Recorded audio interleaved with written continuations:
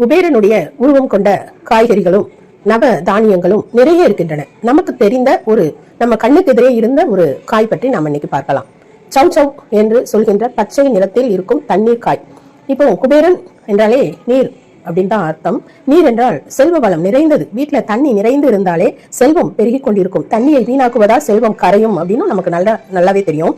இந்த சவ் சவ் அப்படிங்கிறது வாழ்வியலோடு இணைந்த ஒரு காய்கறி ஆகும். காய்கறி எல்லாவற்றிற்கும் நிறைய தத்துவார்த்தங்கள் இருக்கின்றன. இன்னைக்கு நாம இந்த சவ் சவ் பற்றின விஷயத்தை பார்ப்போம்.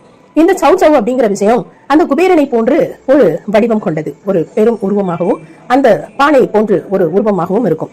இந்த காயை நீங்கள் அடிக்கடி வீட்டில் சமைப்பதினால் நல்ல ஒரு ஆகர்ஷணம் உங்களுக்கு கிடைக்கக்கூடும். நல்ல ஒரு ஆகர்ஷணம் என்றால் செல்வ வளம் கிடைக்கும். நாம குபேரன் என்றாலே செல்வ வளம் பற்றி தான் யோசிப்போம். அப்போ இந்த தண்ணீர் காய்கறி நாம் சாப்பிடுவதனால் நல்ல செல்வ வளமும் உடம்புக்கு ஆரோக்கியம், ஹீட் இருக்கிற அதாவது சூடான உடம்பை நல்ல குளிர்விக்கும் தன்மையும் இதற்கு உண்டு.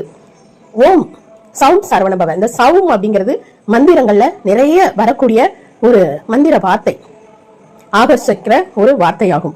அப்போ இந்த சவ் சவ் காயை அடிக்கடி வீட்டில் சமைப்பதினால் நல்ல ஒரு உடம்பில் நோயற்ற வாழ்வும் பணத்திற்கு பற்றாக்குறை இல்லாத ஒரு தன்மையும் கிடைக்கும் அப்படிங்கிறத பத்தி தான் நாம இன்னைக்கு பார்த்தோம். இந்த காய்கறி அடிக்கடி சமைக்கலாம். பெரும்பாலும் வியாழக்கிழமை என்று சமைத்து சாப்பிடுவது பெரும் நன்மையை தரும் அப்படிங்கிற விஷயத்தையும் இன்னைக்கு நாம பார்த்தோம்.